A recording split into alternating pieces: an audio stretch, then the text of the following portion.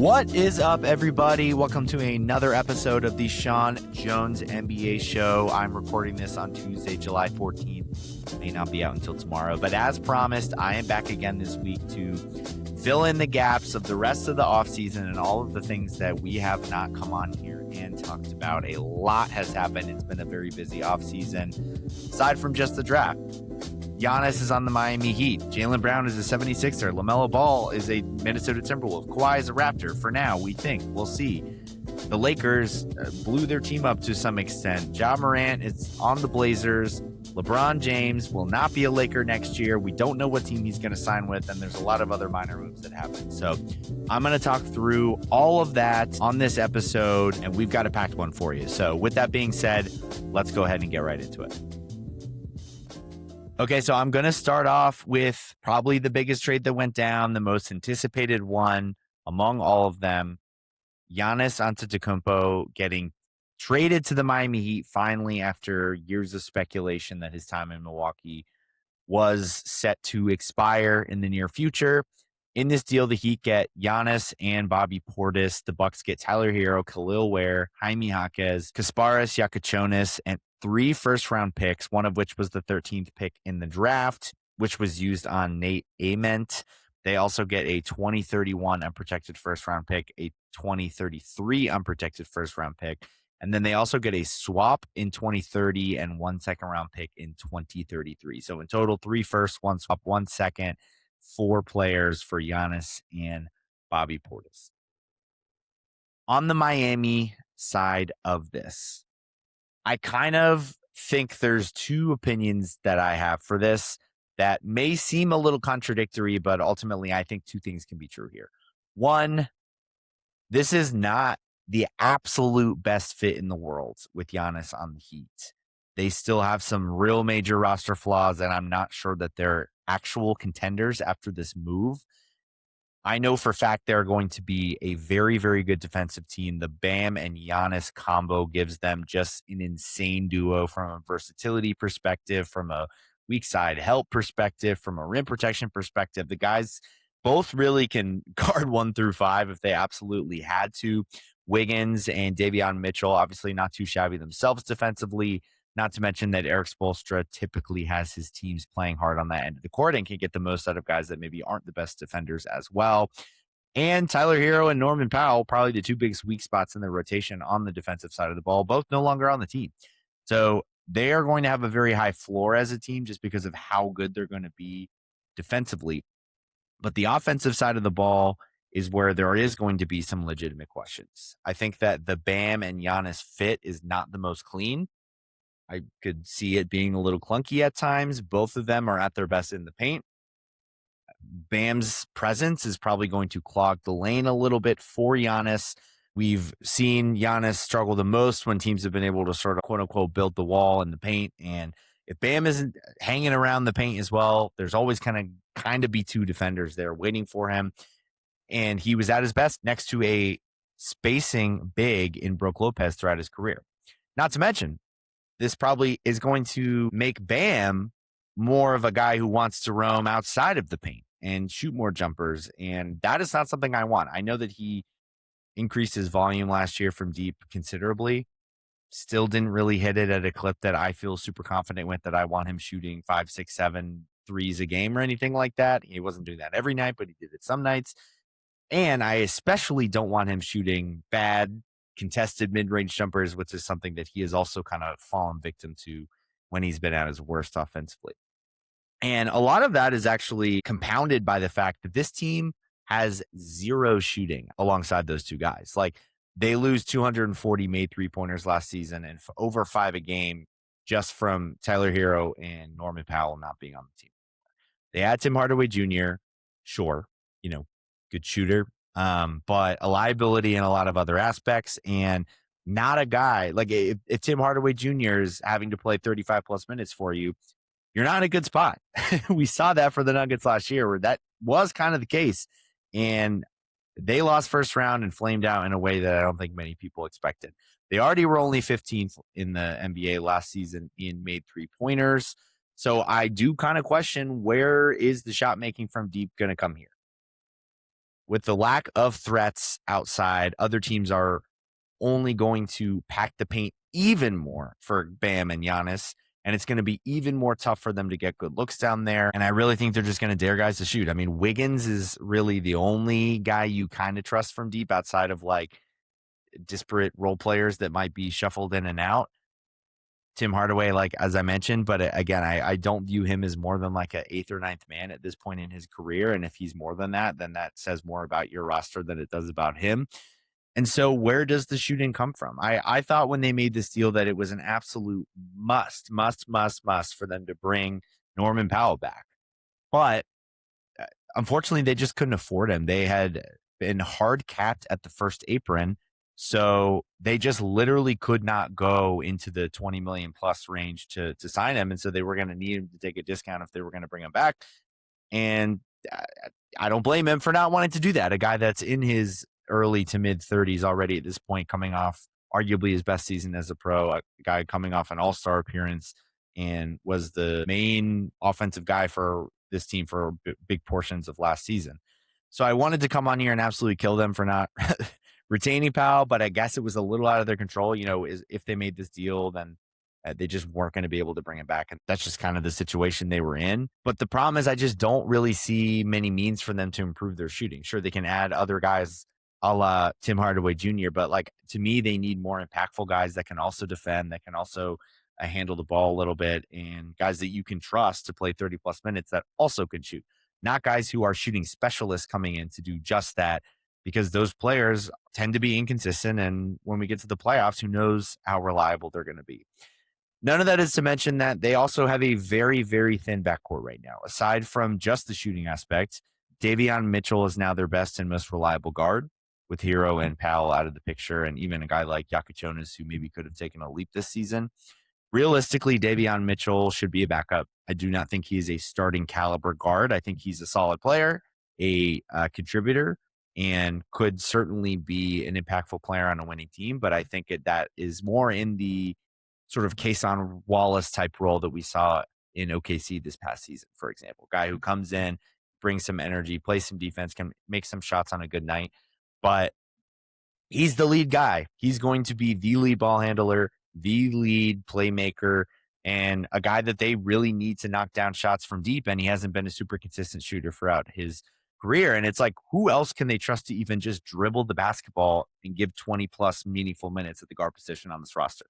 Pele Larson, Drew Smith, Tim Hardaway Jr., like those guys are all nothing more than off-ball players primarily. And so it's probably going to be a lot of Bam and Giannis doing that. And I worry that it's going to be a very similar situation to what we saw in Houston last year, where I preached all year that I didn't really believe in them because they never really added that guard to replace Fred VanVleet. And that came back to bite them. You know, they fell flat in the postseason. They were inconsistent during the regular season as well because of that. And that's even with the fact that they had a Reed Shepherd, who I still trust a lot more offensively than I do Davion Mitchell, even though he's a flawed player as well. And so is Giannis going to be playing point guard? Is Bam going to be bringing the ball up? Like, you're going to be in a lot of situations like that. And I just personally don't love putting that wear and tear on those two guys when I want them in the paint. I want them giving a ton of energy on defense. And I also don't want them to wear down during the grind of the regular season because we want them healthy for the playoffs. So a lot of things that I don't totally love about this fit, but that could be true. And it can still also be true that this is a no-brainer deal for them to make and that they should have made it 10 out of 10 times, because Giannis has somehow become insanely underrated. Like, I understand some of the pause. He hasn't been super durable year over year, only 36 games played last season. He's been hurt during the playoffs 3 of the last 4 years.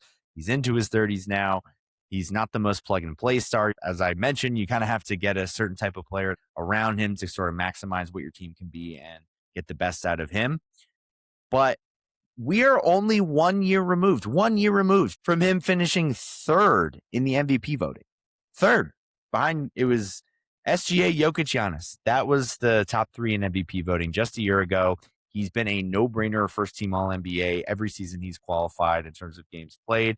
Before this past season, in which, you know, he didn't meet the games played threshold, he had not finished outside the top 4 in MVP since 2018. In that span, he had 7 straight first-team All-NBA teams. Like, this is not your, like, run-of-the-mill all-star getting added to this team. Like, this is a guy who can compete for the best player in the world belt in the right scenario and has had that belt in the past, in my opinion, and who can legitimately go out and win MVP for you, who's just a set it and forget it first team all NBA guy, assuming he plays 65 plus games and qualifies. So the guy's a walking 30, 10, and 5 on 60%, like it's nothing, with elite and versatile defense. And so I think a lot of this comes down to people obsessing over the age a little bit, but he's 31. It's not like he's 34. I don't really understand this. Like, Giannis is going to break down and he's ancient and blah, blah. I'm like, we have a lot of players that are older than him that are still performing at a really, really high level. Just to look at other guys at age 31 or later, just in the past 15, 20 years, Steph won a title after age 31. LeBron won 2 titles after age 31. The big 3 Celtics, KG, Paul Pierce, Ray Allen, all 3 of those guys were 31 or older when they won their title, and then subsequently made another finals as well. Kobe finished off his repeat title at age 31 or beyond. Dirk won his title age 31 or beyond. Parker, Duncan, Ginobili in 2014, all 3 of those guys were well past 31 at that point. And Dwayne Wade got his last title when he was 31 or beyond. And so to sit here and act like a guy who's 31 years old, 1 year removed from top 3 in the MVP, is just incapable of taking his team to the highest level. I understand that the way the league has kind of shifted in recent years is younger teams are winning, younger stars are winning. And you might even say, well, yeah, you're comparing him to Steph, LeBron, Kobe, Dirk, Duncan, blah, blah, blah.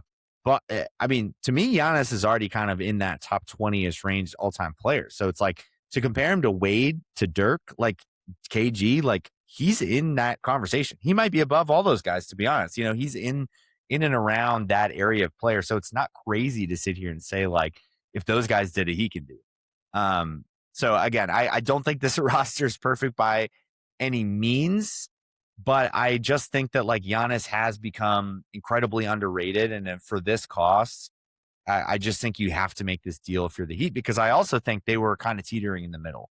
They either needed to make this kind of move or they needed to, like, trade Bam, blow it up, and pick a side one way or the other. And so they did that. So, I applaud them for that, even though I don't still view them as like a hardcore contender right now, especially in this scenario where Giannis plays only 50, 60 games or something like that. I wouldn't be totally shocked if they're like a play-in team or anything like that. But again, I will still preface, I'm sitting here saying I don't think Miami is like a legitimate finals contender. I think they're maybe fringe contender in the East right now, assuming they can get some more help at the guard position. However, there have been multiple Miami Heat teams over the past 5 to 10 years that I thought had no chance to contend, and they made the finals in 2020 and in 2023. If you had asked me if those teams were contenders, I would have said absolutely not. And so they do have a track record. Eric Spoelstra gets the most out of some of these fringe roster guys. Who knows? Maybe they'll find another undrafted guy that comes in and makes a big difference, a la Duncan Robinson, Max Strus, Gabe Vincent, etc. So I can't sit here and say, like, they have no chance, just because we've already said that twice, and they made the finals twice with rosters that we didn't think were very good when they didn't have a top 5 seed. They were the 8 seed the year they made it in 2023. I know they had Jimmy Butler on those teams. They don't have Jimmy Butler on this team. But guess what? Giannis is a lot better than Jimmy Butler. Even at his absolute peak of powers, Jimmy Butler, as long as Giannis is healthy, he's a better player. So I can in good faith say they have no shot to make the finals, for example, but the roster is imperfect. But again, still a deal I would have made, just because it's Giannis. Like, let's not overthink this. They didn't have to give up some absolute ransom to completely dismember the roster, anything like that. Like, if you can get Giannis for that kind of offer in the East, that's going to be relatively wide open, assuming the Knicks take a little bit of a step back with Mitchell Robinson gone, like, it's a move you got to make, especially for a team that has been sitting in the middle for years now. On the Bucks side of the house here, similar to what I said, I kind of view this through 2 lenses. I think, one, they did about as well as they could have right now. I prefer this offer over the Celtics offer, because I don't know why I want Jaylen Brown if I'm the Bucks.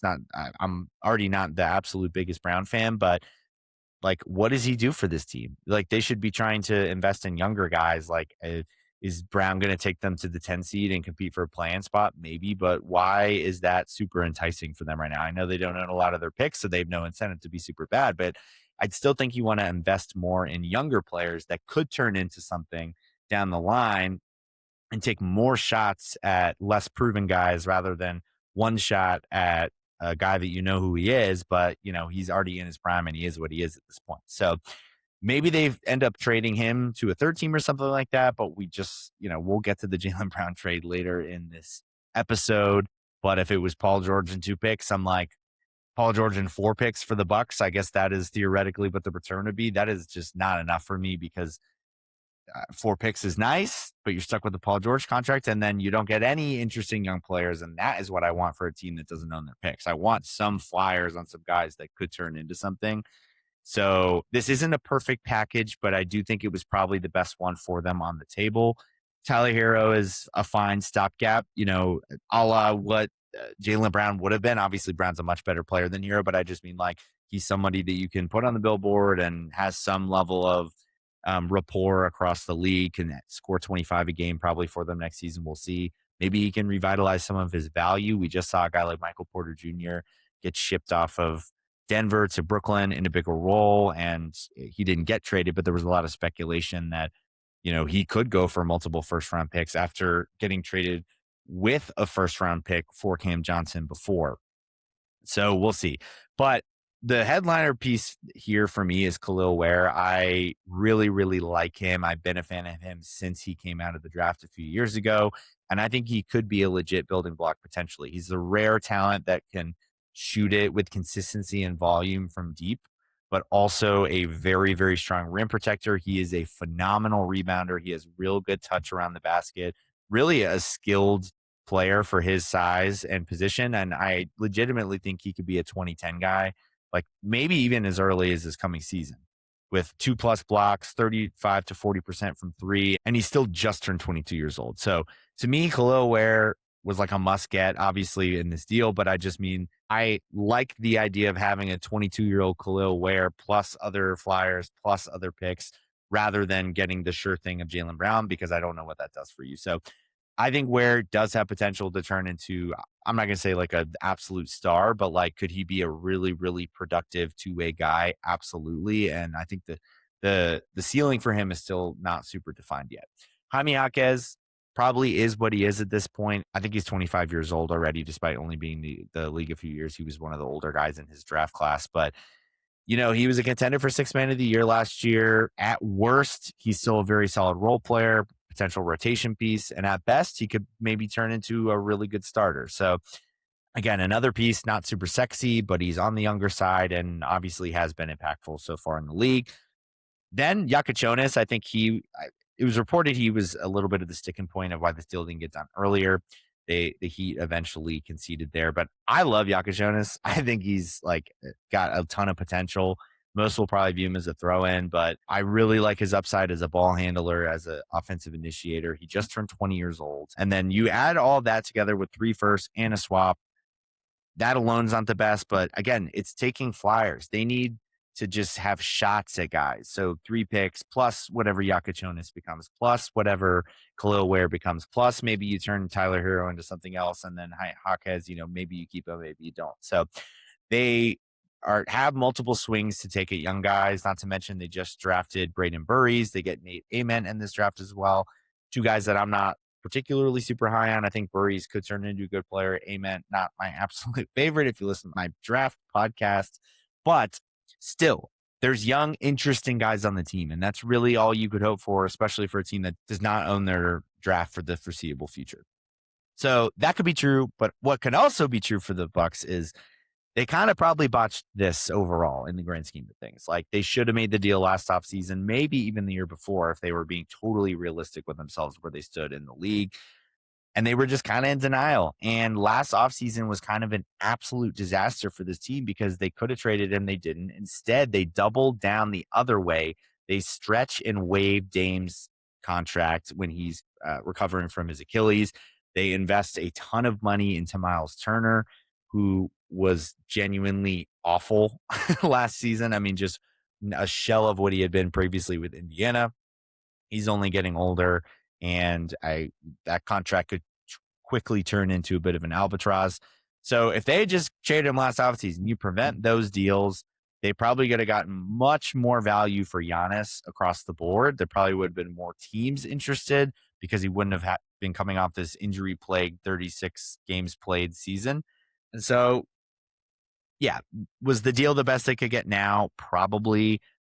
Did they kind of botch this in the grand scheme of things? Unfortunately, yes. This front office has not been particularly well run over the last 5 years or so. Everything pretty much post the Drew Holiday trade. I mean, the Kyle Kuzma trade, if you do this earlier, maybe that doesn't happen. That was a complete, utter disaster as well. They have not drafted a player that's been even like a rotation piece in a like really long time since I want to say Dante DiVincenzo, which is what, maybe 10 years ago, 8 years ago at this point.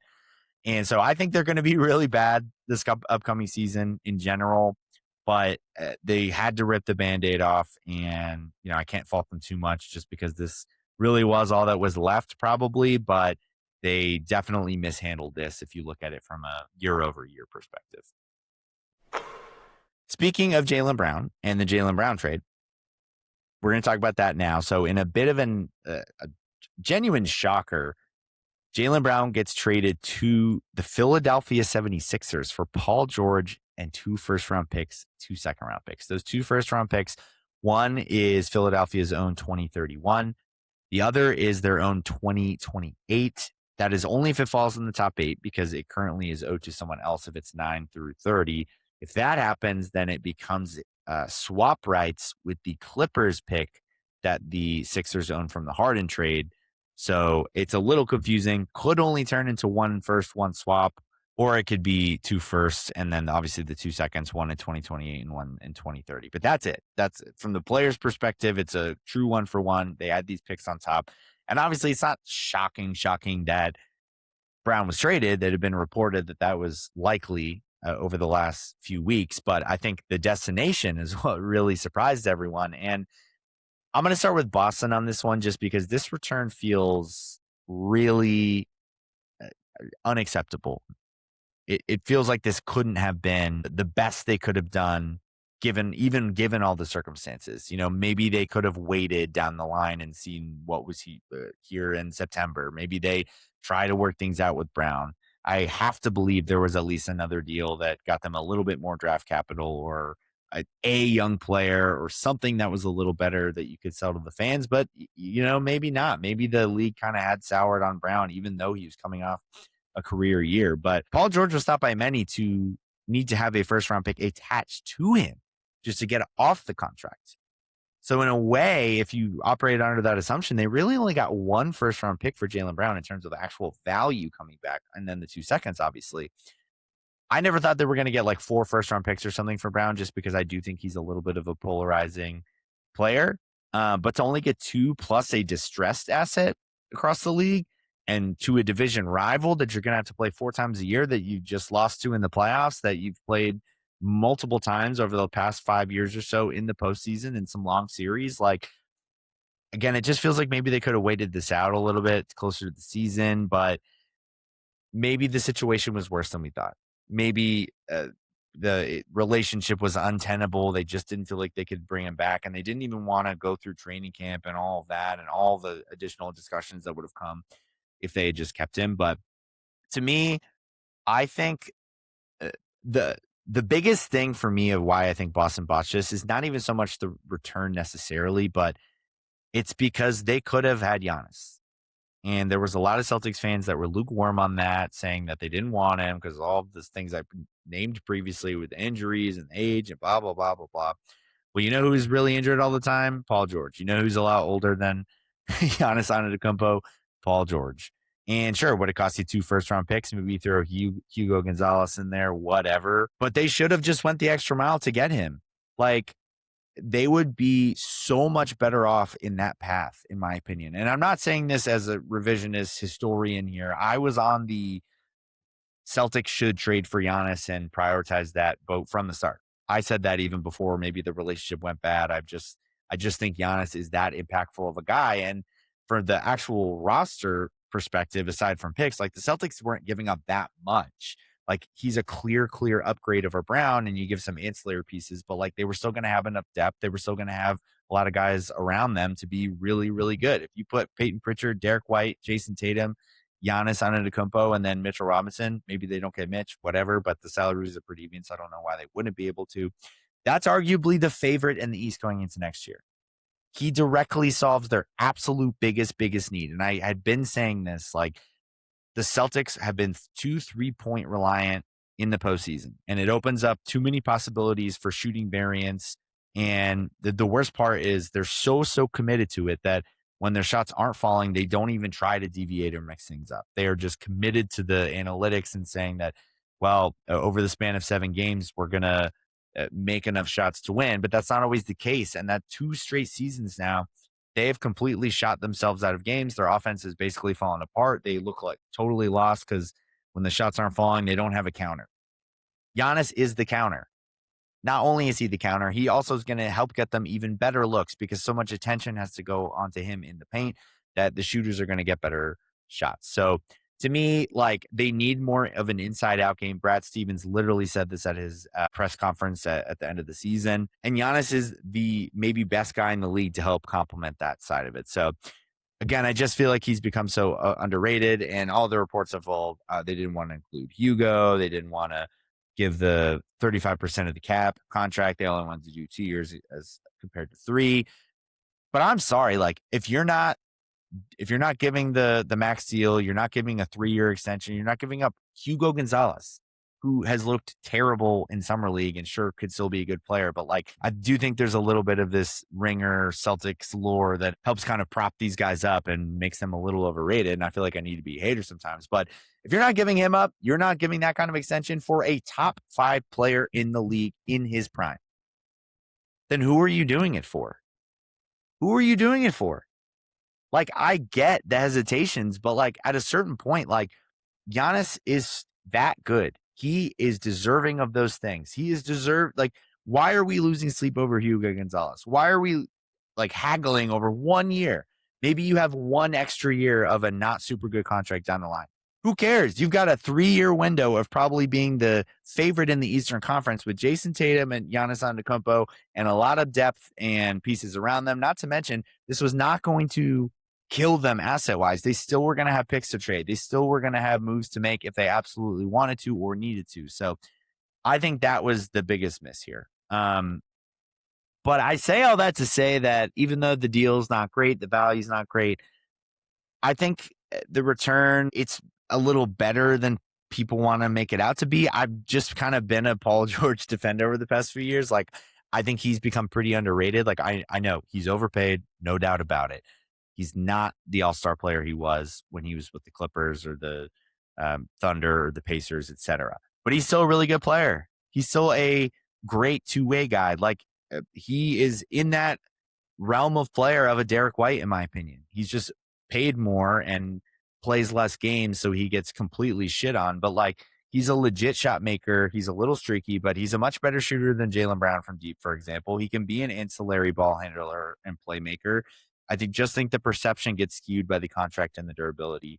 But again, it's only 2 more years on this contract. Like, after this coming year, he's going to be an expiring deal. So I think that we talk so much about these albatross contracts and how awful they are. And then, a year or 2 goes by and we're like, oh, he's actually only like a year away from being expiring. And then it almost becomes an asset at that point. So I don't think getting Paul George is some absolute disaster. It's just obviously maybe not what we were expecting or what fans were expecting. And look, I just never been the absolute biggest Jaylen Brown guy. And I don't think that's surprised to anyone who's listened to this podcast. Like, all the analytics talk going around, like, I kind of tend to agree with a lot of those takes.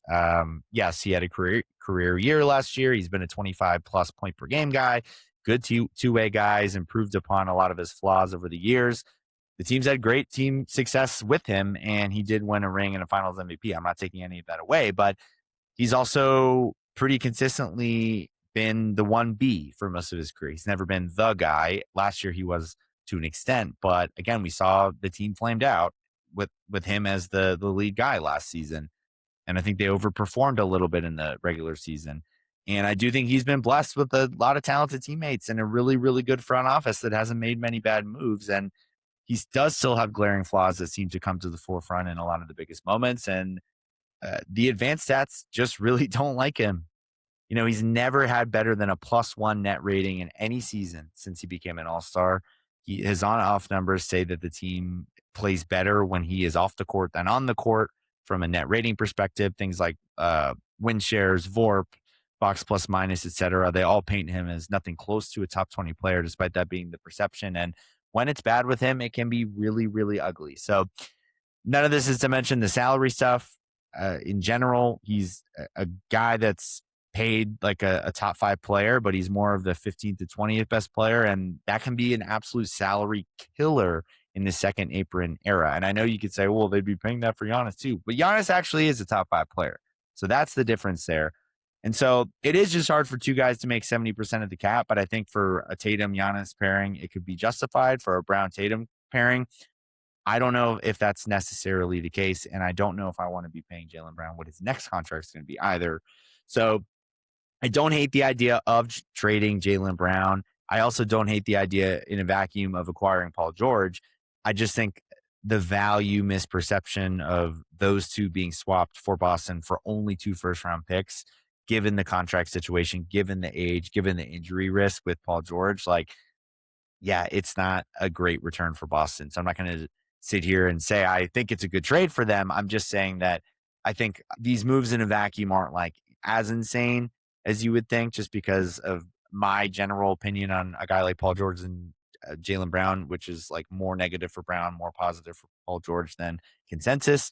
But still, I think the Celtics are going to be a really good team next year. I think they're going to win 50 plus games. I think they'll be a top 4 seed. I think if Tatum's back all the way, they add Mitchell Robinson, who should help address a big need for them last year. It's just a more consistent rim runner, rebounder, rim protector than Kata, who wasn't bad for them last year, but in the playoffs kind of came up small. We've seen Mitchell Robinson be impactful in the playoffs. And so I think they'll still be good, but this does put a lot of pressure on them. There is a lot of pressure on Boston right now, because if they take a big step back next year, or Tatum gets re-injured or doesn't look quite the same, or Paul George kind of falls off a cliff or continues to play 30, 40 games per season, this could end up looking really bad, especially if the Sixers are really successful and Jaylen Brown has a great year and that fit proves to be a good one. Like, Brown may be slightly vindicated, and I do think that they at least need to kind of replicate what they did last year, or else it is going to not age super well. Like, they can't take that step back, because then Brown's going to, as much as I don't think it's the case, like, he's going to have an argument to say, like, I was the guy and I was the one who had us winning all these games, because we saw what it looked like with Brown without Tatum, and now we're going to see what it looks like with Tatum without Brown. And if it's not replicated, then, we'll see what happens. But I do think there is pressure on Boston, even though they theoretically took a step back, but they need to put together a good season next year, or else this deal is going to age worse and worse over time. But on the Sixers side of things, again, from a value perspective, this is a no-brainer deal for them. You get off the Paul George contract, you get younger and closer to Maxi's timeline with a guy like Jaylen Brown. They didn't even have to empty the cupboard of assets to make this happen. Like I mentioned, one of those first-round picks could even just turn into a swap with the Clippers pick. So there's a chance they're only giving up one actual first-round pick, which is honestly insane considering the players swapped in the deal. And so I don't disagree with the thought process or making this move at all in general, but I am going to zag a little bit here because I don't totally love the fit. I understand the talent play. I understand the value play, all of that, but I don't totally love the fit with Brown in Philadelphia, because I do feel like all of those same kind of power dynamic things that happened in Boston could still very much exist here. Brown has a championship. He was the finals MVP. He was the conference finals MVP. Tyrese Maxey does not. Joel Embiid does not. VJ Edgecombe does not. Those guys have never even made a conference finals. So I could see him coming in and trying to be I'm the big dog. This is my team. I'm the winner. I'm going to show you guys how it's done. And there was already kind of a little bit of what felt like a power struggle with Maxey and Embiid. There was weird reports that Embiid and Brown haven't spoken yet. I kind of don't believe that, but that was floating around this week. And at least Paul George kind of knew how to take the back seat, and he wasn't trying to step up and be like, I'm playoff P. I'm going to do my thing. Like he accepted the third role option pretty graciously. So is Jaylen Brown going to do that same thing? He's never really played with a ball dominant point guard before at any point in his career. Boston has had the revolving door of like Malcolm Brogdon, Drew Holiday, Marcus Smart, Derek White, a lot of low usage, non-ball dominant guards who kind of want to get other guys involved. Like Maxi's a 30+ point per game scorer, and he's been the guy that has the ball in his hands down the stretch for Philadelphia over the years. Not to mention, Brown's also never really played with a big dominant center like Embiid. I know Embiid's been in and out of the lineup, but the guy won MVP just 3 years ago. It's crazy to say out loud. He won in 2023, so we're really not that far removed. And like, sure, Brown can point to the ring, but Embiid can be like, dude, I've been here for over a decade. I won an MVP here. I've been the face of the franchise for my entire career here. And, Embiid at his peak, and even sometimes when he's healthy now, is still like a better player than Brown, but obviously the health has been holding him back. And so it feels kind of like a throw a bunch of talent together, like fantasy team type vibe. Maybe I'm being a little too critical here, but I just worry a little bit about like, is there enough shots to go around? And then what happens when, Maxey takes 7 shots and Brown shoots them out of a game? And then what does that dynamic look like? Or the other way around, where Maxey's chucking up and Brown's doesn't feel like he's getting the looks he deserves. And then Embiid comes back into the fold and he expects his 20 shots per game. So I don't know. I'm just saying it's not my absolute favorite fit. And I don't think this like vaults Philly up into some big time contender now, just because I just feel like as long as Embiid is sort of in this in and out of the lineup thing, there's just going to be a level of uncertainty with them where I can't really get behind it because it feels like they have kind of two versions of the team, and I just don't trust them to get that far. And do I think Jaylen Brown and Tyrese Maxey on their own are enough to go to the finals without some really high level role players and complementary guys around them?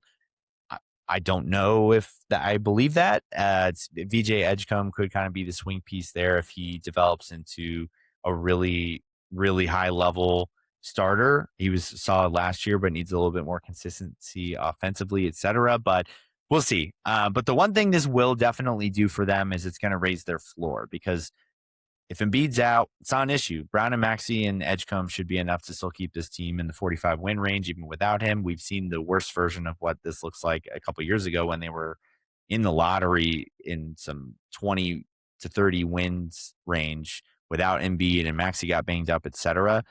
And Embiid feels like more of a luxury at this point, where he felt like quite a necessity in years past. So you pair that with the fact that Jaylen Brown is super durable, and his teams have certainly won over the years. There's no denying that. I mean, 67 games played per year over the last 5 years, never less than 63. His teams have had at least 48 wins in 9 of his 10 seasons. Of course, they've had a lot of talent, but this team has a lot of talent too. He's never missed the playoffs, 6 Eastern Conference Finals. So his track record as a floor raiser at the very least should help this team a ton, because that really is what they need. But the ceiling I'm less bullish on, but the floor certainly is going to be a factor for them. They also add Dean Wade and Anthony Simons, so that certainly should help a bit. Simons, they got a lot of small guards on this team, so I don't think he's going to get like 30+ minutes a game or anything like that, but you can never have too much shooting, and they got him on a really cheap deal, 2 years for $12 million.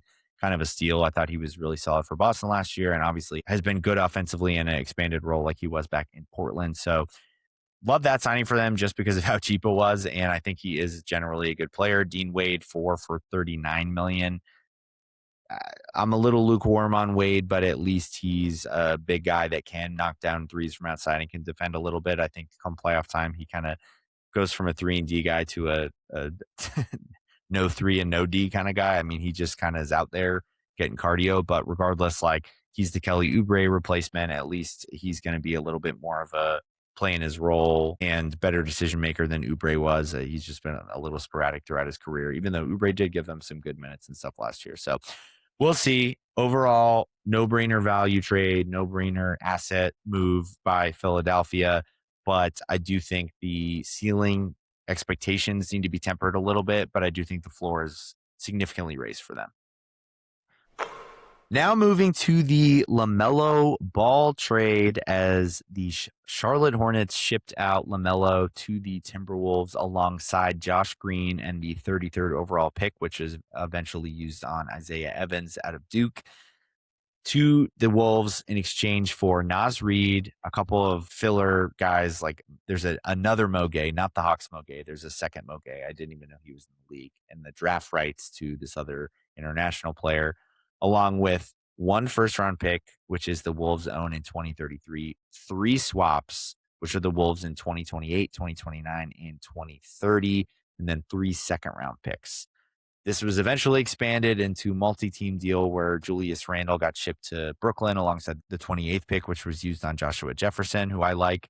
And then the Bulls acquired Nick Claxton as well, just absorbing his money into their cap space. So I'm going to start on the Wolves side of this because they're the one getting the big headliner player here. And I kind of have mixed thoughts on this a little bit because on one hand, I love this fit for this team. I know a lot of people have been kind of lukewarm on it. Like I thought far and away, Minnesota's biggest issues over the past few seasons have been their lack of a reliable second scorer, their lack of a reliable ball handler next to Ant that can take pressure off Ant, that can actually allow Ant to be a little bit more of an off-ball player where I think he's probably at his best, even though he's progressed so much as an on-ball guy, and the lack of creation and playmaking beyond Ant. You look at the Spurs series this past postseason, and down the stretch, it was like if Ant couldn't bail them out, they had nothing offensively. And with the decline of Mike Conley, with Nickeil Alexander-Walker at the door, with Rob Dillingham being a major bust, with DiVincenzo now out for probably the majority, if not all of the upcoming season with the Achilles injury, like their backcourt had just gotten so depleted. Ayo Dosunmu obviously was a big boost for them last year, but I don't know if him alone was enough because despite his massive 40-plus point game against Denver in the postseason, like he's more of an off-ball guy. He's not a true initiator or anything like that. He's more of kind of a 3-and-D type. So adding LaMelo solves so many of those problems, and now he's such a high-level player in all those aspects that it kind of makes it a strength for them. Like him and Ann in that backcourt, now they have an immense amount of playmaking, an immense amount of ball handling, and not to mention that they were going to miss a lot of shooting from DiVincenzo last year. LaMelo more than makes up for that, which this team also kind of was starting to lack on shooting with him out of the picture. I mean, LaMelo made 272 threes last year, which was second in the NBA by only one three to Knippel, his teammate. And so I just think like what he's going to do to raise the ceiling for this team. And I think he really can unlock Ant because Ant is a spectacular catch and shoot player. He's gotten a lot better off the dribble from 3-point range and just generally a really good shooter over the past few seasons. But he's going to get so many more open looks. He's going to get so many more catch and shoot opportunities.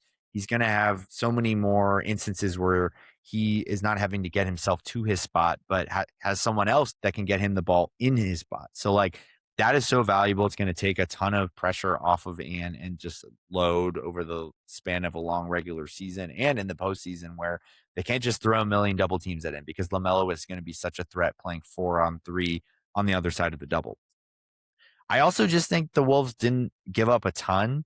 Naz Reid is great, but genuinely was never going to be more than a role player for this team. I think the conversations of like he could be an all-star in Charlotte or like I don't see that. I think he's a limited complimentary guy, good energy player, really good bench player and contributor for this team over the past few seasons. But like I think that kind of is what he is. I think he could start and have a little bit more of a role, but overall I just think that he's not built for like a number 2 option or anything like that. And so along with him, they give up only one actual first, which is definitely a valuable first, out in 2033, who knows what the team's going to look like.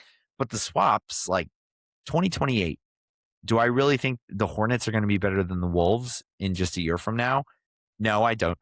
No, I definitely do not. And then 2029, do I think the Wolves are going to be worse than the Hornets?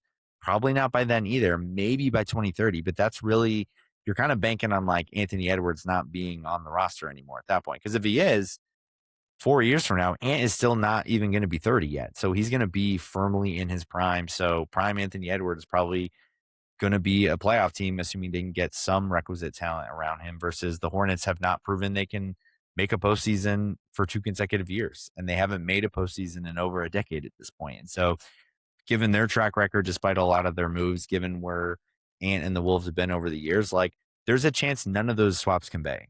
And then we're looking at 1 first-round pick plus Nas Reed as really the crux of this deal going back to Charlotte.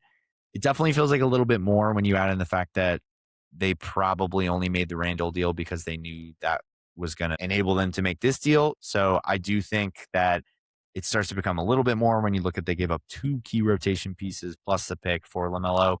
But I think you could make an argument that dumping Randall was in some ways an addition by subtraction, because he was so bad in the postseason last year. I've obviously never been a Randall guy if you've listened to my show before, but he was at least a big body, and they kind of badly need that now. And that brings me to the other part of this trade, where even though I love the fit, I think pairing LaMelo and Ant is a match made in heaven. I think LaMelo is going to make Gobert better. I think LaMelo is going to get better shots for Jaden McDaniels. I think just everybody, there's going to be a trickle-down effect on what he can bring to this team. But this deal also creates real holes on this roster. And it solves the backcourt issue, but it does so by creating a front court issue. And that was kind of the superpower of the Timberwolves over the past few years in their back-to-back conference finals runs, is like they were massive. And that was their key to being Denver, is they were just a really big team. They had a bunch of bodies they could throw, good defensive team, good rebounding team, all of those things. And now they're kind of small. They're honestly, outside of Rudy Gobert, they're one of the smaller teams in the league. And so you're going to be asking Ayo Dosunmu to play a lot of forward and play the 3 spot, who, by the way, got a 5-year, I think $112 million deal, which was a little more than I would have given personally. I think that was a little bit of a hefty cost for him. Like, maybe would have rather paid Nickeil Alexander-Walker last year, who I think is still a better player, but, neither here nor there. But they don't really have any legit forwards with size that you can trust other than Jaden McDaniels, who, by the way, is probably going to be playing power forward now, who has the size and length to do it, but does not necessarily have the strength and beefiness to be able to pound with some of the bigger forwards down low. And not to mention, they had him guarding backcourt players for the most part in the postseason over the years. Like, he was guarding Jamal Murray, and that was what really allowed him to be disrupted and them to be so effective there. I don't know if you can ask him to do that now, because if he's doing that, then you're asking Ant to guard a forward. You're asking Ayo Dosunmu to guard a 4. Like, that's a lot to ask out of guys that just don't have the size to be able to handle that. So who do you trust on this lineup that's like a legitimate, like somewhere from 6'6" to 6'9" forward in the rotation? Like, they signed Trey Lyles. He might be the only one, and he has not even been a legitimate rotation player for a couple of years now. The last time he was really relevant was with the Kings a few years ago when they made the postseason. And aside from just the forward spot, their depth across the board is just hurting a bit now. They essentially lose Conley, DiVincenzo, Naz Reid, and Julius Randle, and they bring in LaMelo, Trey Lyles, and their rookies. Like, that's basically it. They haven't really added anybody else. They obviously retain Ayo, but he was already on the team last year. So overall, I think this does raise their ceiling, but I also think it does lower their floor. Like, this is a risk for a number of reasons, because one, like I mentioned, like, the roster is just flawed now. It's now an imbalanced roster where they just don't have the front court players aside from McDaniels and Gobert to really put together a competent rotation there. I'd feel a little bit better if they added like a bigger forward. I would have liked if they got someone like a Rui Hachimura, for example, who obviously is off the board now, but even just a guy like that, who's like not spectacular, but, is a big body that they can throw down there, can make some shots, can do a little of everything here and there offensively, and is passable defensively. I don't know if that guy's out there now. And so if they don't go add that guy via trade, which becomes increasingly difficult now because they kind of are out of assets.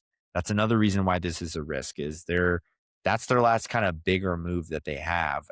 They don't really have any picks to trade now. They are pretty strapped from a cap perspective as well.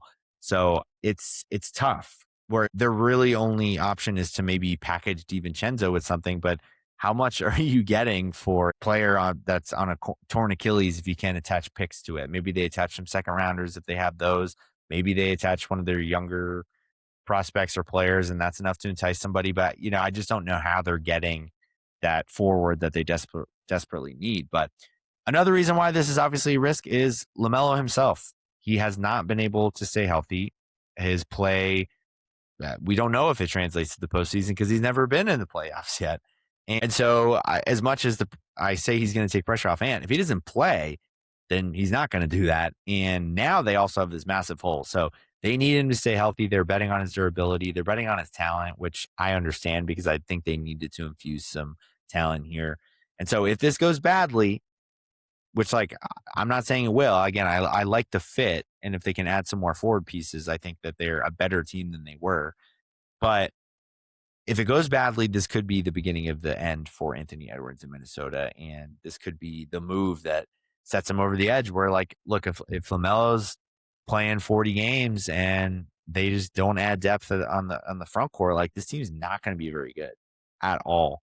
But if they can add somebody and LaMelo is there and durable and playing, then I think that they probably have a higher ceiling than they did. And I think that that's kind of what they were betting on here. On the Charlotte side of this, I'm actually much lower on this for the Hornets than the consensus seems to be. I think they've been getting a lot of praise across the board here.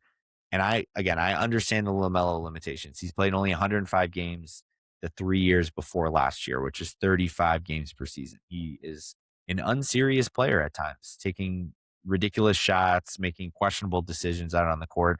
And he's coming off his healthiest year. They're coming off their best year as a team. So they're quote unquote selling high, if you will.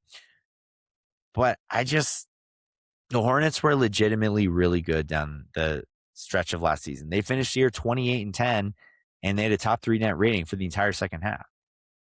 And so it's just tough for me to see them elevate to that level on this exciting season, young team, and then you go just trade your best player.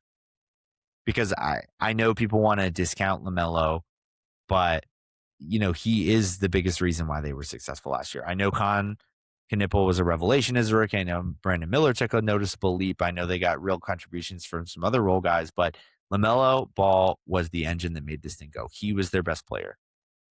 He was their identity, really. His fun, energetic, fast pace, flashy plays, all of that. He was the DNA of this team. And like I said, the complete offensive engine for them. And the numbers back that up.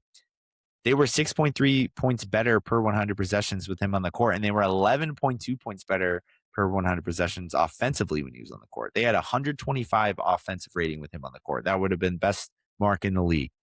They were 114 with him off, which is middle of the pack, slightly below average.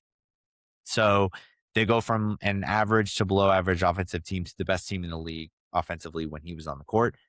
And yeah, like I said, Con and Miller were great. But how do you think they got so many open looks? Why do you think Knipple led the NBA in three-pointers made last season? It wasn't a majority of self-created threes, I'll tell you that. He was getting good looks off of LaMelo's playmaking and penetration and all of that. And just to put in context, last year when Knipple and Brandon Miller shared the floor and LaMelo was off the court, the Hornets were a minus 11.6 in those lineups net rating.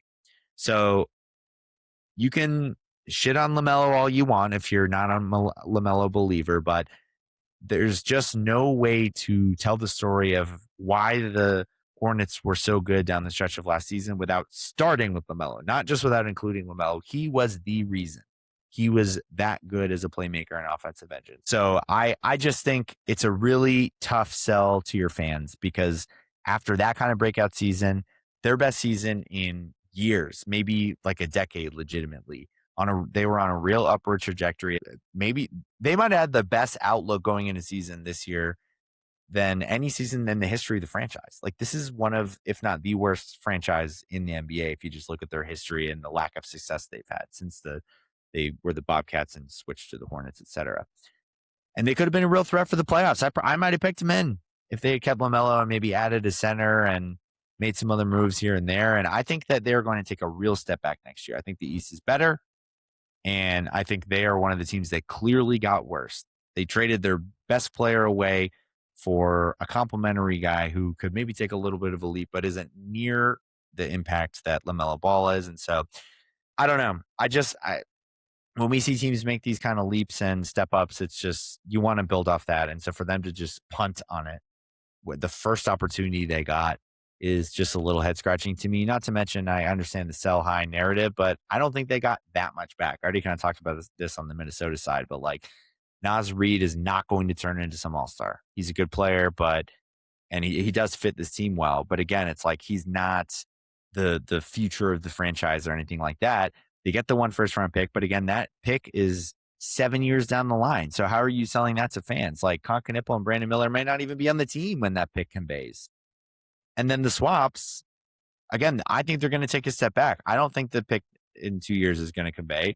I wouldn't be surprised if the pick in 3 years doesn't convey, and then we'll see after that. If they only have this, could essentially be a 1 pick, 1 swap type situation. So I don't know. They're betting against Minnesota, which I understand. They seem to just be lower on LaMelo than I am, but I think this is a tough pill to swallow if you're a Hornets fan, because there was a lot of reasons to be excited. And of course, there's still optimism with Knipple and Miller across the board, but it's like, I don't know. Those guys are good, but I don't know if I see either of them as sort of like the true building block, best player on a team in a solid playoff team. Whereas LaMelo, I could see that when you've got the other complementary guys around it.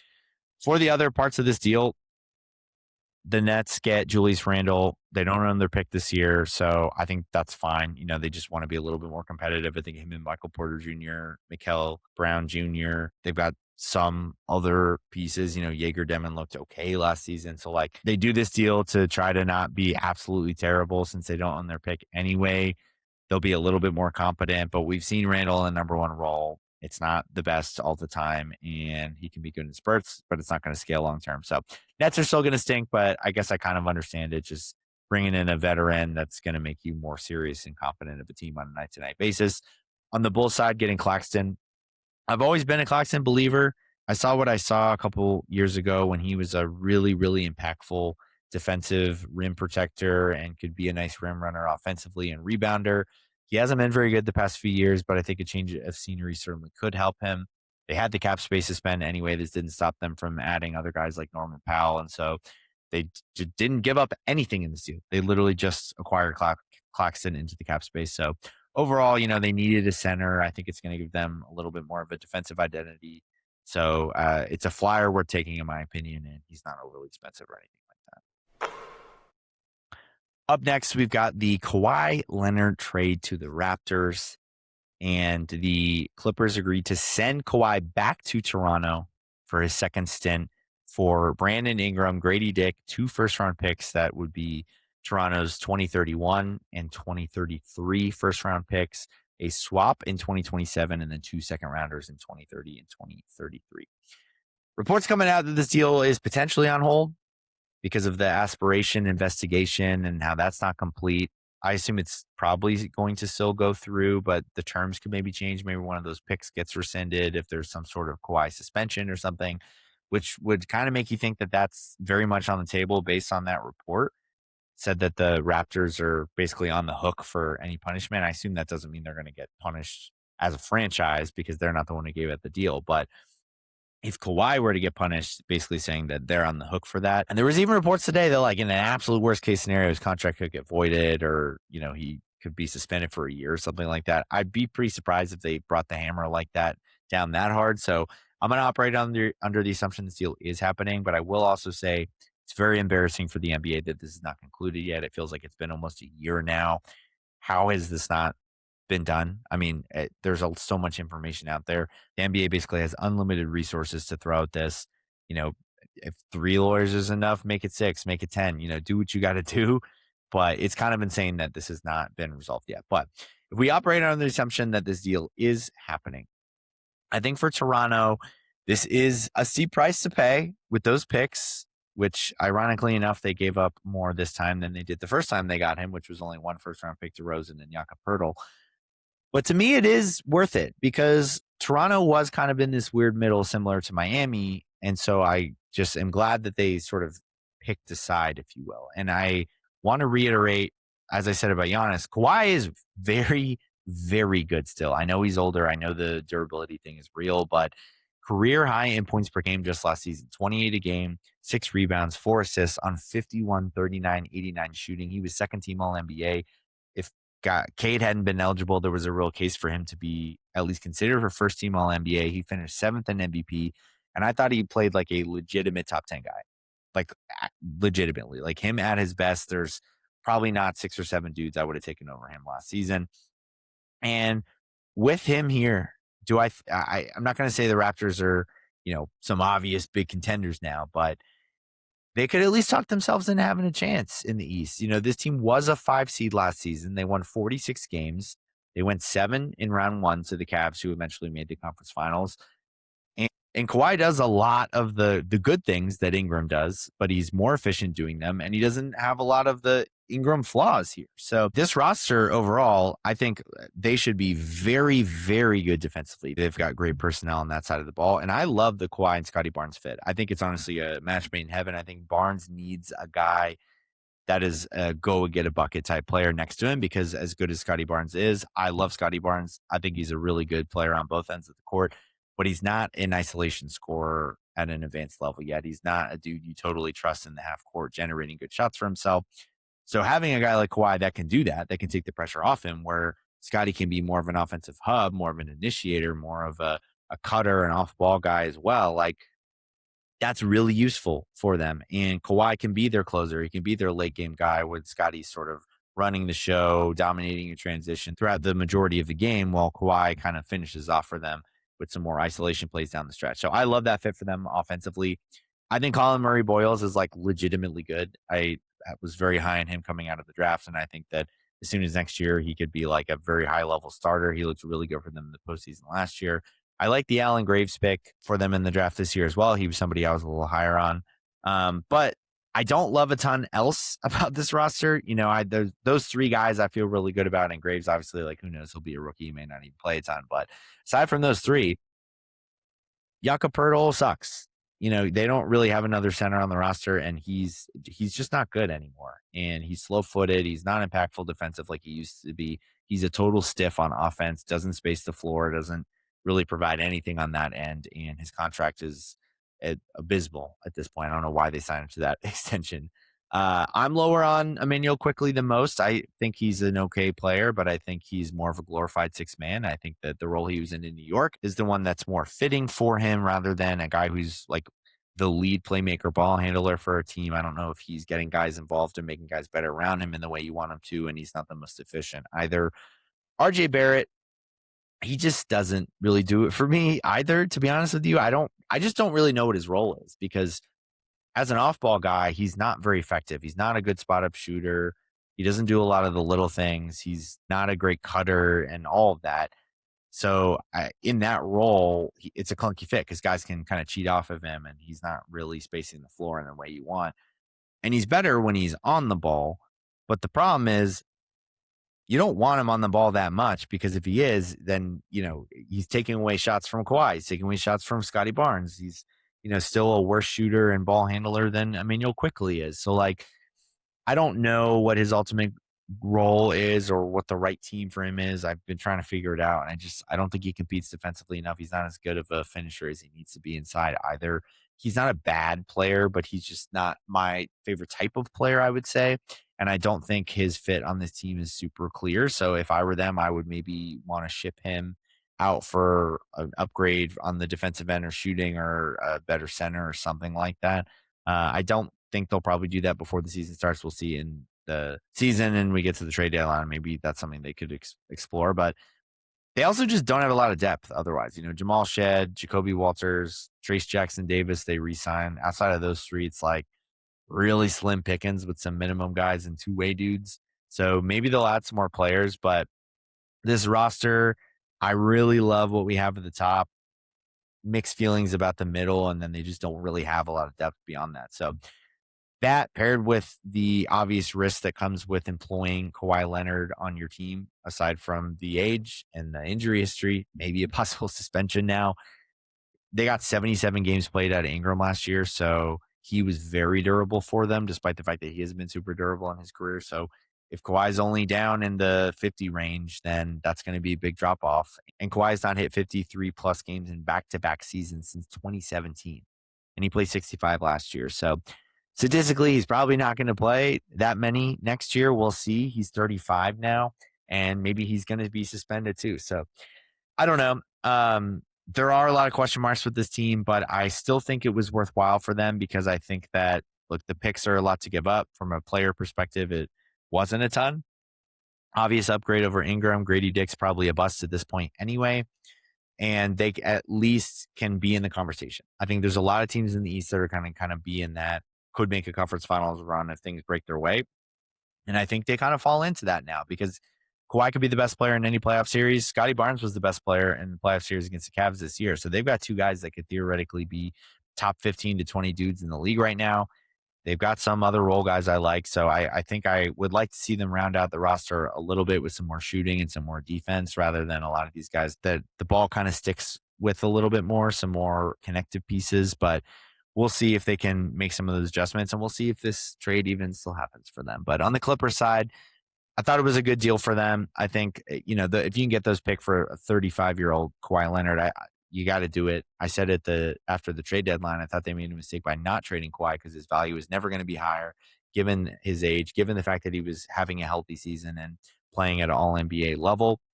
So this was a good move for them. They did kind of still get to sell high on him. And overall, they turned Harden, Kawhi, and Zubats into 4 first-round picks, one of those being Keaton Wagler in the draft this year, 1 swap, and Darius Garland, which is collectively a very, very nice haul for them. So they probably made the right move by blowing it up and going for more of a rebuild. I call it more of a retool, I guess, just because they don't really have their picks moving forward either. But it's a good start with these pieces and these players. I still don't know what they're going to look like next year, really, with Ingram and Garland at the helm. They don't own their pick, as I mentioned.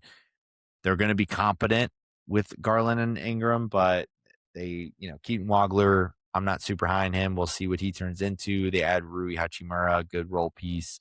Still Brook Lopez. They're not going to be very good, but I don't think they're going to be like a total dumpster fire, just given that they do have some competent guys that can go out and give you 20 a night. Ty Lue's going to have them playing defense, but you got to hope that either Garland can take another sort of mini leap or Wagler pans out to be some sort of star, or they can add more pieces on the margin with some of these extra picks, but we'll see. But as I said, overall, good decision and good haul for the Clippers in this one. Next, we will talk about the Lakers, most specifically the Walker Kessler deal. They acquire Walker Kessler via a sign and trade. They give him a 4-year, $130 million deal. And in return, Utah gets 2 first-round picks, unprotected in 2031 and unprotected in 2033. They also get 2 unprotected swaps in 2028 and 2030.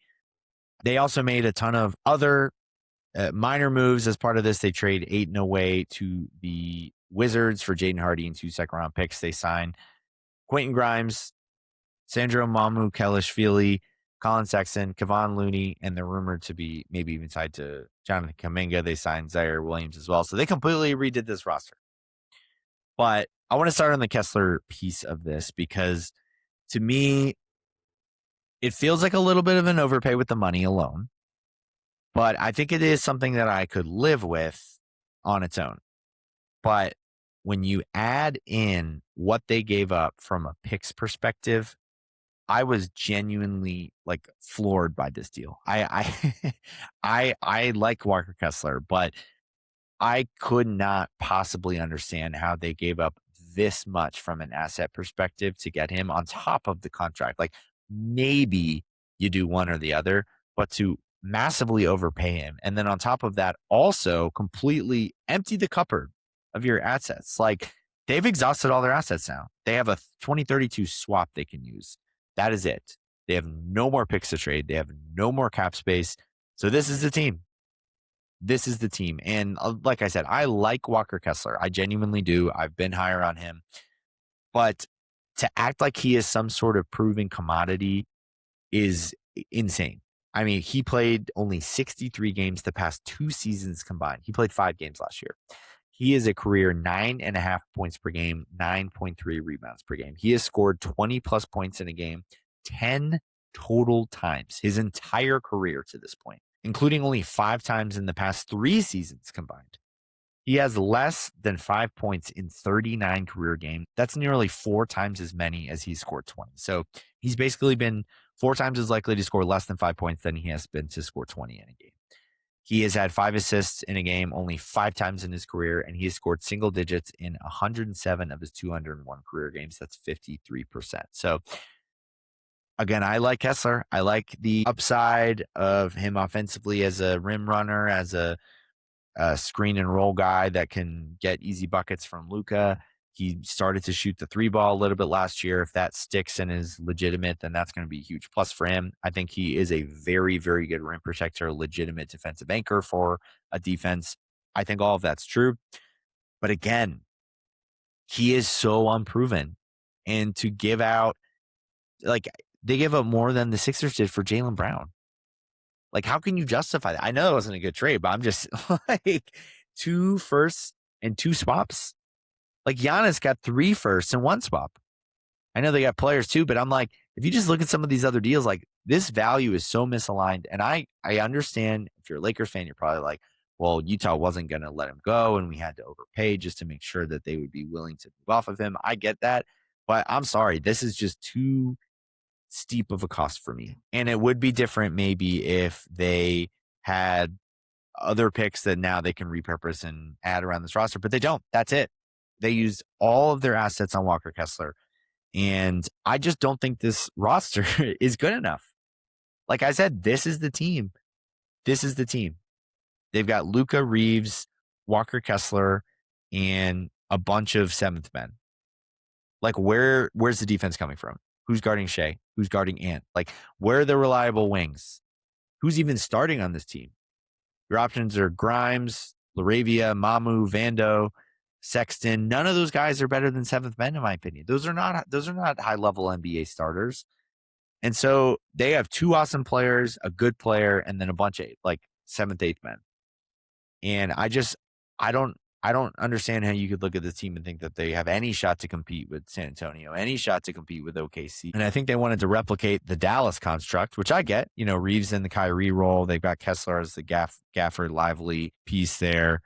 But they forgot about the wing defense and the size. Like, Derrick Jones Jr. was a very, very good point of attack defender for that team. PJ Washington was huge for them. Gave them size on the wing, consistent shooter from outside, did some dirty work down low, good defender. Like, they don't have any guys like that can play on both ends of the court, that can knock it down consistently, that are in the 6'6" to 6'9" range. Like, Mamu's a backup center, in my opinion. If he's your starting power forward, that's a disaster. Quentin Grimes, if he's your small forward, or Laravia, or if Sexton starts, like, they're going to be massively undersized. And aside from the picks, they're also strapped for the cap now. You know, Grimes gets 4 years, $60 million. Mamu, 4 years, $52 million. Sexton, $19 million over 2 years. Looney, 1 year, $4 million. And the icing on the cake would be if they sign Jonathan Kuminga, because I'm so out on Kuminga. I just don't think he's a good winning player. He's got the size aspect, but he can't shoot from outside. He doesn't compete defensively consistently. And especially if they have to give up that final asset, that 2032 swap to Atlanta, and, you know, kudos to the Hawks if they can pull that off, in my opinion. But if they give that up and they truly have no more assets, and that's the team, like, I don't know. I would not be feeling good as a Lakers fan right now. And I think they're a worse team than they were last year. I think they got cocky in the whole LeBron situation, acting like they didn't need him. And then this is what they conjure up as their replacement. Like, I don't know. I don't see it. I was higher on the Lakers than most last year. I think I'm going to be lower than most coming into this season. I still very much believe in Luka Doncic, but I don't believe in the infrastructure around him. And his deal doesn't run forever. So they better hope that this works, because they don't have a pivot. They really don't have a pivot. There's no picks to trade and dump these bad contracts or anything like that. So, like, this is the team. And they're going to have to make it work, because if they don't, then it really could be a ticking time bomb situation with Luka potentially. And obviously, like, he's more likely to stay, but I'm just saying, like, he's getting into his mid to late 20s now. And I think if they can't put a good roster around him with this group, then he might start to look elsewhere. On the Utah side, obviously, based on my reaction, you would know that I am a huge fan of this deal for them. I don't love in a vacuum the idea of them losing Kessler, because I think he fit their timeline. He was a good fit around the other guys they had, and they don't really have a starting center now. Nurkic kind of sucks. Filipowski's certainly not the answer. Jaren Jackson Jr. can't scale long-term minutes and games at center. We just know that because he can't rebound, and he just hasn't been able to be successful in that role. So now they got to probably go at somebody. But look, this is a deal you got to do. This was too good to turn down. They have so many assets now, so I'm not worried about it. They want to go out of center, and they can go get a center very easily, and I think they will at some point. So, yeah, I can't understand this for the Lakers. I think Utah got a heist here, and they're in a very good spot moving forward with Darren Peterson now in the fold, along with Jaren Jackson, Lauri Markkanen, Keontae George, and then the bevy of picks that they had to go along with that. Up next, going to go to Ja Morant, getting traded to another bit of a surprising destination, the Portland Trailblazers. So the Blazers get Ja, and Memphis gets Jeremy Grant and Chris Murray. No picks involved, so just a straight up 2-for-1. And the reason this was surprising for Portland is because the roster fit is a little, I would say clunky, but definitely questionable, because they've got a really, really crowded backcourt now. Along with Ja, they now have Dame Lillard, Drew Holiday, Scoot Henderson, and Shaedon Sharpe. Feel bad for Sharpe. I don't think he's going to get a lot of minutes next year. We'll see. He might be playing some small forward, but that's a lot of guys, a lot of ball handlers, a lot of shots that need to go around. Like, they came out and said that Ja and Dame are probably going to start together. Probably not the best fit. Two undersized guys that aren't very good on defense as is. I think you probably need and want Drew Holiday in the starting lineup. Then you're very, very small, because he's going to be basically your starting small forward. I don't know how they're going to make this rotation work. You're probably going to have to stunt Scoot Henderson's growth a little bit, even though he looked pretty good in the postseason. At least in certain spurts, he had some struggles as well, but some encouraging things from him down the stretch as well. And again, it's just a lot of mouths to feed, and it's a interesting situation to be in, especially when you've got Drew and Dame who are into their mid-30s. You've got Scoot, who is still in his rookie contract, very young, in his early 20s, and then Ja, who's kind of like in the middle. So it's a lot of different timelines as well. But I'll say, even with all that, I understand this from Portland's perspective as a talent play. I think it's low risk. Ja only has 2 years left on his deal, and if it doesn't work out this year, then he's a massive expiring deal next year, and they could probably flip him for something. They didn't give up a single pick.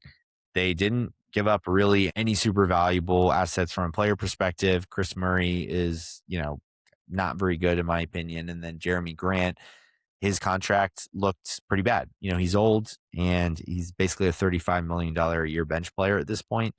So when you consider those things, like, if you're Portland, you're just kind of throwing darts to get as much talent as you can. And of course, Ja's had a lot of issues, the durability stuff, the play on the court, the off the court issues. I'm not denying any of that. I'm more just saying that, like, Ja Morant at his best is really, really good. He had a 2-year run of 27 points per game, 7 assists, 6 rebounds on 48% from the field. He was second team All NBA, 2-time All Star, and Memphis was the back-to-back 2 seed in the West, with him as the clear-cut best player and leader of the team. So, like, there's a proof of concept of him performing at a very high level, being impactful to winning, being the lead guard on a really good team. Of course, all of this is theory, and we'll see if it pans out. But it's all I'm saying is, like, it's a talent play. It's kind of low risk in my opinion, and they're taking a flyer on some talent. So I don't totally hate it for them, even though the fit is definitely questionable, and I was a little surprised by it. I don't know if this means Scoot Henderson, his days might be numbered here. I don't know if maybe they're going to flip Drew Holiday. I imagine Dame is here to stay, just because I don't think they're going to trade him a second time. He's probably going to want to retire in Portland. So we'll see. I don't know how good Portland's going to be, but they certainly are more talented than they were the last year with Ja here, and especially with Dame coming back too. So they've got options, but maybe the answer will be made for them, because Ja hasn't been super durable. Dame hasn't been super durable. Scoot hasn't been super durable. So it might be a little hard to kind of bank on different guys being in and out of the lineup, but you've got Denny as the lead engine here and the best player on the team from what he showed last season as a legitimate all-star and was dominant in the play-in tournament. And, just a huge breakout season for him. I still like what Donovan Clingan and what he brings. Love Tumani Kamara and what he brings as a 3-and-D guy as well. So they've got talent. They've got pieces. It's not the most balanced roster positionally, but I think that they have other moves to make if they want to, and at least they're more talented than they were. For Memphis, this is obviously disappointing, but I understand the reset. It's not the best value, but at least they didn't have to attach a pick, which was rumored that they might have to. But look, Ja over the last 3 years, 79 games played, 29% from three, 55% true shooting. He's been not available when he has been available. He's not been efficient. The jump shot's getting worse. Noticeable decline last season across the board in terms of his frequency getting the basket, his quality of shot, his general burst and athleticism. And when he was playing at that superstar all NBA level, like you could justify some of the headaches, but the pros have not outweighed those cons over the past few years with the off the court stuff and the injuries and all of it. So again, it's definitely disappointing for Memphis to have to move on from a guy you thought was going to be your franchise point guard. But I think it makes sense for them to just get kind of a clean reset here. Overall, they, despite not getting a pick in this deal, end up with 7 first round picks in one swap combined for Bane, Jaren Jackson, and Ja, which if you had told someone that, you'd be like, yeah, that's a pretty good haul overall, even if it was peak Ja and you would have said 4 firsts for him, 2 for Bane, 2 for Jaren. Like, that's not terrible. And I do think they have a pretty nice core to build around now. I think that Cam Boozer is going to be a start. I think he's as sure of a thing as we have in the draft. I think he could average 20 and 10 as soon as this upcoming season and be the driving force behind a playoff team. Cedric Howard was really good as a rookie last season, and I think he can continue to get better and be a really interesting two-way guy that can do a little bit with the ball or off ball. Zach Edey hasn't been able to stay healthy, but he's been good when he has played. And then I do still feel like they kind of have a long-term hole at point guard, but they've got time to figure that out. They have a war chest of assets and picks now. And I think the swing for them is going to be Coward. If he's more of a complimentary high level starter guy, then I still think that they're kind of missing a key core piece around Boozer. But if he can develop into something more where he's a little bit more of a self creator and can be a go to scorer next to Boozer, then those could be their 2 guys legitimately. Like they might have their 2 building blocks already and then add in some guards and other pieces around them and they could be a lot better, a lot quicker than we think, especially given all the assets they have. So we'll see. Like I said, disappointing, obviously, to have to move off Ja like this, but it is what it is. Their hands were kind of tied. Up next, I'm going to talk about what everyone's been talking about for the past few days at the very least and discuss LeBron James, who said that he will not be returning to the Los Angeles Lakers next season. And it has basically been reported that he's down to essentially 5 teams: the Cavs, the Heat, the Sixers, the Warriors, and the Wolves. So I just want to talk through some of those fits, which ones I like, which ones I am less bullish on. I will start with the Cavs because it seems like they are the front runner right now. A lot of reports have talked about how they're basically the favorites, and a lot of people think he wants to return home and close out the final chapter of his career where it started and his third stint in Cleveland, where he did bring the ring back in 2016. I think this is definitely the most fun spot in terms of narrative. And if he is prioritizing sort of like a farewell tour, which I would assume he does want to do something like that. But I just mean that they will embrace him the most. If he wants to go somewhere where he is appreciated, where he is loved, where there is not going to be any doubt about like ring chasing or like anything like that, like Cleveland does make the most sense there. And I do think it would be a cool story just across the board to like go back to Cleveland, finish it off where it started. And they do obviously have like a need on the wing. But aside from that, and I'll just preface, I would be happy if he went to Cleveland because I do think that story is just a very cool thing in itself, and I would love to see it. However, I hate the fit on this team. I think that it mostly comes down to Harden. I know Harden's a free agent. They had that wink deal. I assume they're going to re-sign him. I assume the reason he's not re-signing is because they're waiting on LeBron to figure out what that money's going to look like if they have to trade Allen or whatever, blah, blah, blah. But Harden and LeBron at this point, like, it feels redundant. I don't think both of those guys are needed on this team because at this point in their career, both of them are not playing much defense. And so with them two, then you add in Donovan Mitchell. I just don't think there's enough perimeter defense on the roster. And I think that they're going to be not very good on that end of the court, despite having Evan Mobley, who's won a defensive player of the year, because I don't think he's like a legitimate anchor of a defense. I think Mobley's more of a like very dominant, complementary, versatile piece, but not like I'm going to be able to clean up people's mistakes very consistently, like a Rudy Gobert, for example. So I don't see the defense with that team. I don't think they would have a ton of depth. I also think that just offensively, do they need LeBron, Harden, and Mitchell? It's a lot of ball handling. It's a lot of guys who want to dribble the basketball. And LeBron's the one I trust the most from a decision-making perspective. But Mitchell and Harden are probably going to have the ball more just by the nature of their position and where these guys are at in their careers. So if they could somehow flip Harden, there's been rumors of like him for Kyrie and some 3-team deal. Would be pretty surprised if that happens. I just don't think any team is going to make some big offer for Harden. And I don't think Dallas really wants to trade Kyrie unless they get a big offer back, which Cleveland can't really offer a ton other than Jared Allen. But if you're Dallas, why do you want that when you've already got Lively and Gafford, et cetera? So I think logistically that's difficult and unlikely. So I don't totally love this fit across the board from just a team and a roster perspective. I don't think they would truly contend.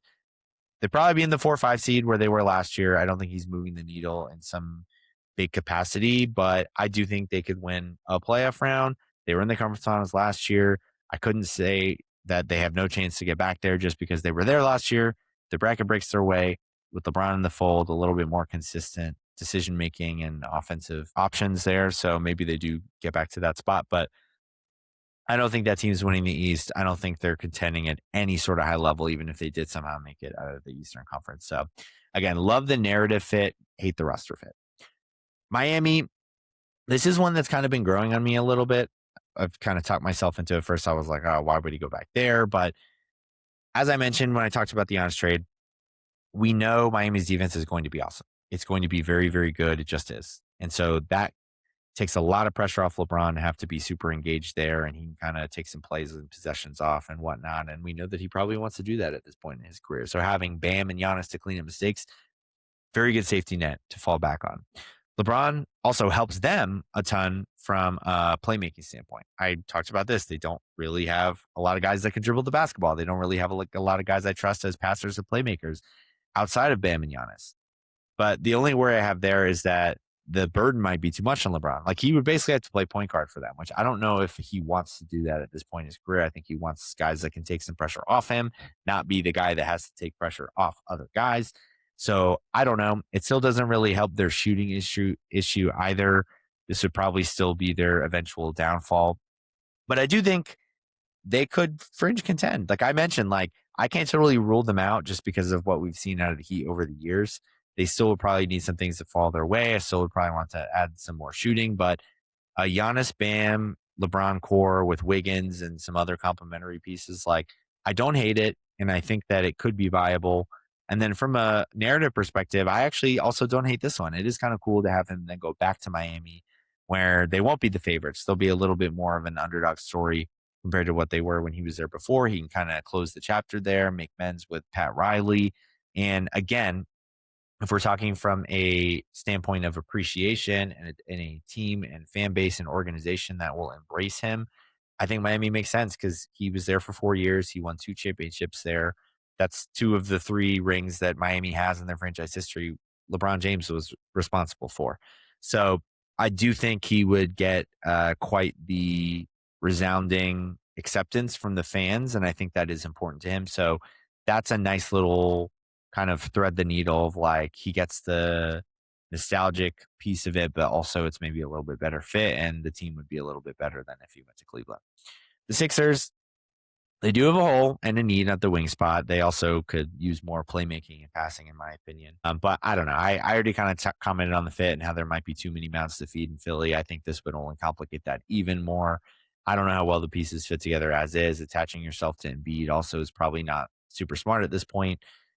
Between LeBron, Jaylen Brown, Maxey, Edgecombe, Embiid, I don't know. It feels like a fantasy lineup to me rather than like a real lineup where everybody really complements themselves. So I don't really like this fit. And it's also a lot of change to undergo in one off season. Like we already don't totally know what the Maxey Brown dynamic is going to look like. You throw Embiid in there, that's more uncertainty. And then you put LeBron there too. And I don't know. I also think that Philly fans are tough. I don't think they're going to appreciate LeBron in the way that maybe he wants just because he's never played there before. They don't have any emotional attachment to him. And so if things go wrong, I think we could look back and he might think that was a massive mistake to go there. And they may not even be a contender, and they're also kind of underperforming. There would be a lot of expectations, and there's not going to be the fallback of like, well, LeBron's our guy. We love him no matter what. Like they might turn on him, which could get ugly. Warriors, I do think it would be fun with Steph, but I do not think he would get the appreciation he's looking for, as I've mentioned. I think it would be a similar thing to when Kevin Durant went there. It's Steph's team. It's always going to be Steph's team. I don't think that there's any like I'm sure there's a level of respect there from the fans because of all the battles they had, and the Warriors won more than they didn't against LeBron in the finals. So like, it's not like they're going to be bitter or anything, and they can appreciate the battles that they did have. But it's just a little weird to have to join his number one rival. I'm not even talking about Steph. I just mean from a team perspective, like for him to go up against the Warriors that many times in the finals and then join them later on feels kind of weird. I don't think it's the same as the KD even remotely because they're just old and they kind of do what they want at this point. Like LeBron has earned the right to do whatever he wants. So I'm not even going to shit on anything, even if he joined OKC or the Knicks or the Spurs. I'm not going to destroy him for ring chasing. I mean, the dude's 42 years old. Come on. But I think that the reason this is also super different and the reason I don't love this fit at all, really, it's actually probably my least favorite of any of these on the board aside from Philadelphia, is because I just don't think they're going to be good enough. Like, there's rumors they would trade for Anthony Davis, but I'm like, even if they did, just they're so old. Draymond, AD, or Jimmy Butler, LeBron, Steph, like this team won 37 games last year. 37. Like they were a low end play-in team. They lost in the play-in. They missed the playoffs in 4 of the last 6 seasons. They've won 50 games one time since Kevin Durant left. Like they just haven't been a good team. They haven't been consistently good. And I just don't think LeBron is solving that because what they need is like younger guys that can take the pressure off the old guys, not another old guy that opens up risk across the board for like durability issues and all of that. So I don't know. I want to see him be relevant, and they'd be relevant in the like they're gonna have plenty of games to play and people are gonna want to watch them and they'll be fun league pass team, but they're not gonna be relevant in the real question of contention. So that's why I don't love this one. And then the last LeBron team. That is my absolute favorite. And I think the least likely, but I think by far this is the best move for him, in my opinion. And that's the Minnesota Timberwolves. I think he slots in absolutely perfect into that lineup. It is the best mix of scoring, offense, and playmaking to not add heavy burdens on him. You've got LaMelo and Ant that can take all the ball handling pressure off, and he can just be more of a point forward offensive hub and in spurts, and he's not going to have to be the main ball handler or anything like that. Plenty of shooting around him. Ant, LaMelo have been 2 of the best 3-point shooters from a volume perspective over the past few seasons. Jaden McDaniels, up and down, but still certainly can shoot it out there. And then defensively, Gobert has been the biggest foolproof defensive anchor in the league for a decade now. And then you got Jaden McDaniels, who's arguably one of the best perimeter and point of attack defenders. So like all of the pressure is taken off him. He can kind of just come in, fit in, do little things here and there where they need him. But he also fills that role of like they need a bigger forward who can kind of guard power forwards and who can also space the floor a little bit. And then he adds creativity and playmaking and elite finishing and transition offense and all of that. And he's going to be a good lob recipient from LaMelo and a good lob passer for Ant and all of those things. So like from a fit perspective, I think it is like almost perfect. But I also think it's the best mix of, you can't really say this about any of the other teams. It is equally that the team kind of needs him and he genuinely moves the needle. Like, sure, the Heat need him, but does he make them a contender? Not really. The Cavs kind of need him, but he's not making them a contender. The Warriors, they need him, but they're not going to be a contender. The Sixers, I don't think they'd be a contender either. But then you could think of like the Thunder, the Knicks, or the Spurs. It's like, well, he would help them win, but they don't really need him. So the Wolves are the one team where I'm like, they genuinely do kind of need him, but he also does kind of move the needle for them, in my opinion. Like if they were to add him, I think the Wolves would firmly be in that discussion with OKC and with the Spurs and with the Knicks in terms of like top contenders in the league. Because then you move Ayo Dosunmu to the bench and maybe DiVincenzo comes back down the line. Suddenly the depth looks a lot better because everyone is ticked down one in the pecking order. So I think they would be really, really good if they added him. And I think the team kind of needs him where he wouldn't just be a luxury. He'd be like a real legitimate contributor. So that's my pitch for him to go to Minnesota. I think it makes the most sense across the board. He's obviously got the relationship with Ant there. But going to Minnesota certainly would feel a little weird. Like if he delivers, great. Franchise that hasn't really won anything. But if they don't, we could look back and it could feel like a Shaq Celtics meme waiting to happen, unfortunately, just because LeBron in a Timberwolves jersey would look kind of weird. And there's not really a lot of connections other than it's a good fit. So don't think it's going to happen, but it would be my favorite choice personally. Okay, and then boom, we're going to do some rapid fire on some of the other free agent moves that happened. Tobias Harris goes to the Spurs on 2 years, $31 million. Like this ad for them. Just another veteran in the door, an upgrade over the Harrison Barnes spot, sort of a insurance if Carter Bryant doesn't take the leap that I'm sure they hope and want him to. But just another guy that can make shots for them, another guy that can defend a little bit, another guy that can create a little bit and be a little bit of an initiator, which they kind of need down the stretch last year. And he's got size. They just didn't have a lot of size in the wing, so I like that move for them. Norman Powell to the Bulls, 2 years, $45 million. This is fine. I was actually talking with one of my friends beforehand about the rumors of him to the Bulls, and I was like, look, if it's a 4-year deal, I'm going to hate it. If it's like 2 years, then sure. Yeah, why not? It's low risk. They have the money, like just might as well. So that's what it was, 2 years. And I think it's a very reasonable contract for them. I think it's a decent deal for him. They desperately need shooting. He's going to be a really good fit next to Giddey. They're not going to be very good. They're not going to be a playoff team. They're not going to be a bond feeder. I don't really know what their plan is, but adding Powell and Claxton gives them a little bit more structure and a little bit more of an identity with shooting and defense. So we'll see. The Bulls are the Bulls, but I didn't hate this move by any means because I think Powell is a good complementary player and I think he's a good fit next to Giddey. The Pistons signed John Collins to a 3-year, $51 million deal, and they also traded 2 second-round picks for Isaiah Joe. Pretty good pickups across the board. I think the Isaiah Joe pickup is great. I think he's a better player than like Duncan Robinson, than Kevin Huerter. So I like him as just like another shooting option. They obviously desperately need shooting. I think he can do a little bit more off the dribble and a little bit more ball handling than those guys. So I think good fit next to Cade across the board, and 2 second-round picks, super cheap. John Collins, I like John Collins. I've always been a John Collins defender, but I don't love the pivot from Tobias to him. I think Collins is arguably a better player than Tobias. I think they're pretty interchangeable from like just where they are in the league right now. But the Pistons desperately need ball handling. They need shot creation. They need initiation. And Tobias just does way more of that than John Collins. Even if John Collins can shoot as well as Tobias, even if he's a better rebounder, he's got more size, more athletic, can be more of a pick and roll partner for Cade. Like I get all that. And I like Collins, like I said, but I just think like he is way less of an on-ball guy, way less of a self-creator. And unfortunately, until the Pistons make a big ad, they desperately need that. So Tobias Harris was their number 2 option down the stretch of the playoffs, and they needed every big performance they got out of him to make it as far as they did.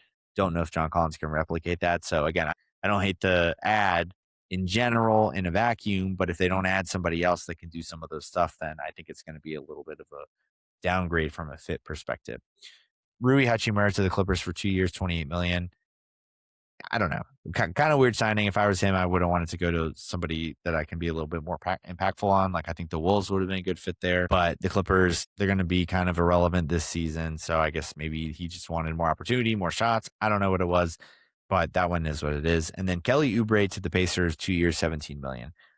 I don't mind this. He's not exactly a prototypical Pacers player. They like guys that keep the ball moving, that where it doesn't stick, very unselfish players. And Oubre can be a little ball stoppy sometimes. He can be a little bit of a black hole, not exactly the best passer, and does kind of want to put the ball up. They had that previously in Mathurin, so you could argue he's a little bit of the Mathurin replacement, but he's obviously not nearly as talented as Mathurin, in my opinion, who legitimately swung NBA Finals games for this team. So I don't hate it. I mean, he's not going to be anything more than their 7th, 8th man. So, like, yeah, it's not a super expensive deal. I'm not going to, like, lose sleep over this. And he did have some good moments for the Sixers over the past few seasons, but I also think that they kind of needed him to play a little bit of a bigger role, which is what he probably wanted to do, because with him beat out and, they just didn't have a lot of depth at the forward spot. So in a even more complimentary role for Indiana. We'll see what that looks like. But again, not a super Pacers-y player, but Oubre has been a good contributor and rotation guard for the past few years. And that's going to do it for this episode of the Sean Jones NBA Show. Thank you so much for listening. I'm hoping we get a LeBron decision soon, but we shall see. But try my best to recap all the big stuff that went down. I would expect us to hit a little bit more of a quiet period or lull here other than LeBron news over the next few weeks, but maybe that's the first domino on some other news, so we shall see. But, once we get into August, it starts to get a little bit quieter. We're not that far off from like training camp, for example. So I'll obviously do a pod when LeBron announces, and then may have a few other off-season topics to cover. But other than that, I do intend to do this a little bit more consistently and be better about timing on stuff. I know I was a little bit behind on all this stuff, but as I mentioned, just had a lot of stuff going on, but trying to make up for it now. And I hope I was comprehensive and covered all the stuff that you guys wanted to hear today. So with that being said, thank you so much for listening, and I will chat with you soon.